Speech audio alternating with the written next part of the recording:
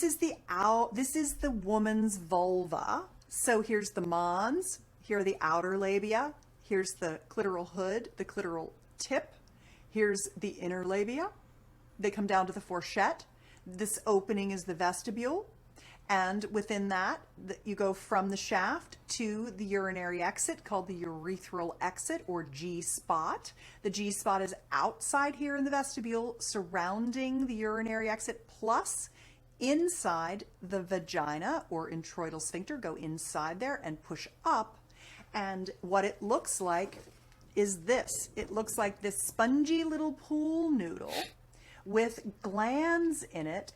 And the vagina is interesting because it doesn't have glands. The prostate's a gland, which creates the fluid, the seminal fluid, and then your semen is created by the sperm from your testicles mixing with the seminal fluid. The prostate squeezes, it's a muscular gland, and helps you ejaculate as a man. For the female, she ejaculates and urinates out of her urethral exit just like he does. His runs the length of his penis, hers comes out the vestibule. So she has ejaculate and she has urine, just like he does.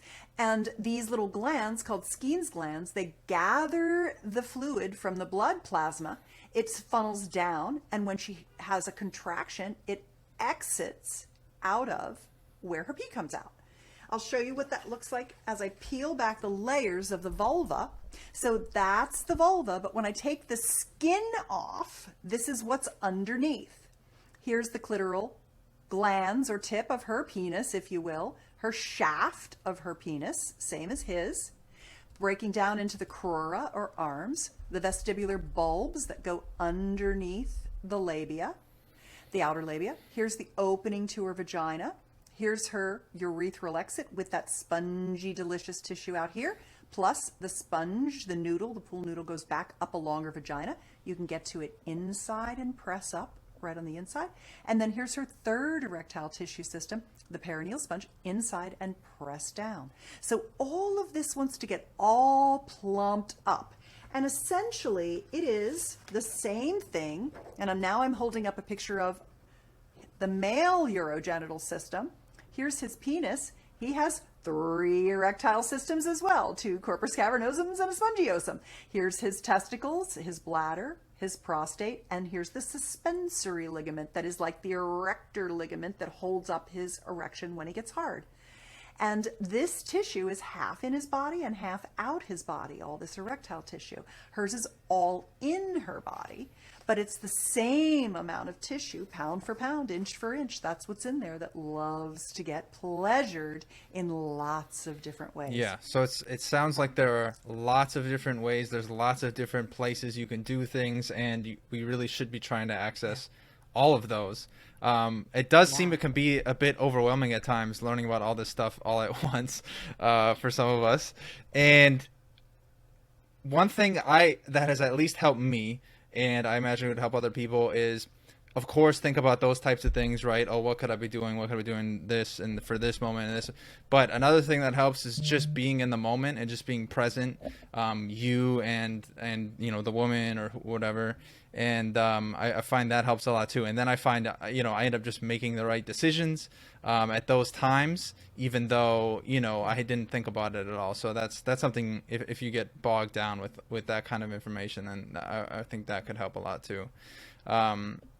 Yeah, I think the most important thing is just play with everything. Different days, she's going to want different stimulation in different areas because she's on a moon cycle.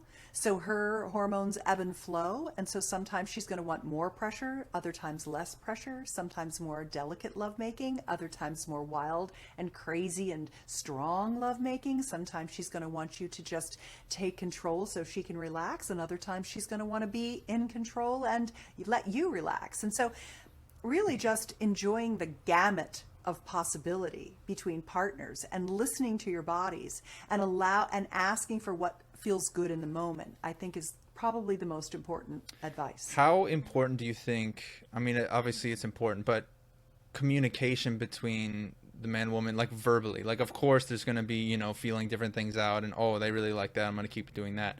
But just straight up verbal, whether it's before or after sex or what have you, how important is that, and how do you go about doing that, I guess I would say? Yeah.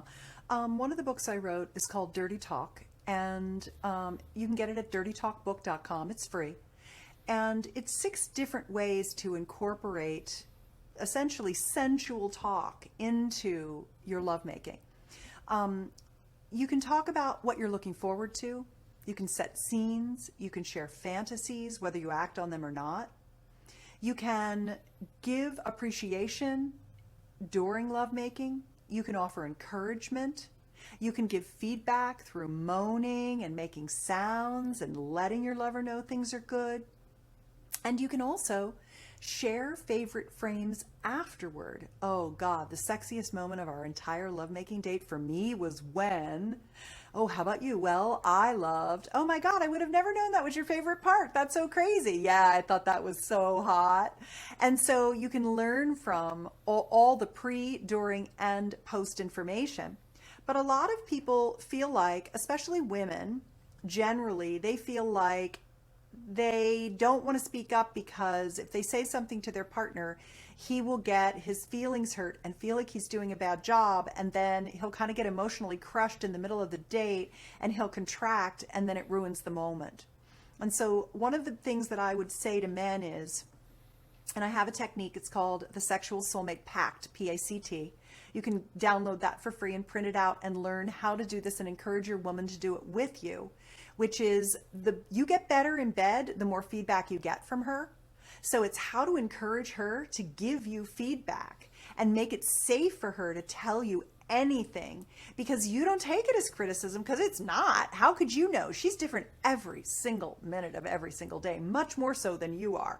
And comparatively, you are quite steady state compared to your female partner. And so when you can get her to know that you don't take it personally, you just want to know what pleases her in the moment and tell you anything. And you don't have to say please, you don't have to say thank you. All you just do is tell me what you need, baby, and I adjust. This is what I do.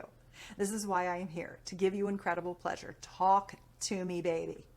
And when she starts, and every time she gives you some feedback and you're like, that was good, keep telling me more. Thank you, sweetheart. You just keep telling me what you need. I love it. And pretty soon she'll stop being worried that you're going to get your feelings hurt, and she'll start talking. And when she starts talking, she means she's really listening to her body, and she's just listening to what her yoni wants. Her yoni's down there going, that's too hard. And she's like, I know, but just suffer, because I don't want to merit his feet. You know, like, that's not going to make any great sex.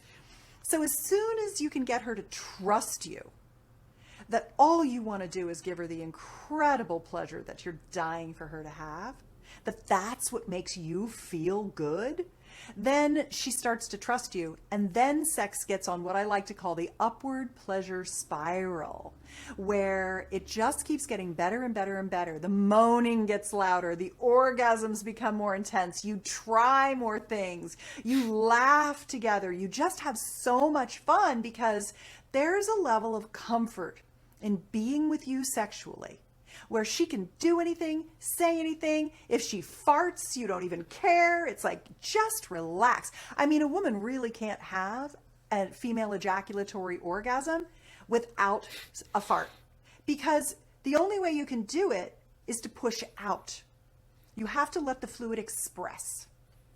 And she's holding back. She's holding in her stomach. She's holding her body. She's squeezing down to concentrate the intensity so she can have an orgasm. Everything is like, stuck, you know? So the more you can open her, open her, open her, open her, open her all the time, the more she will finally relax and let go and breathe and start coming really well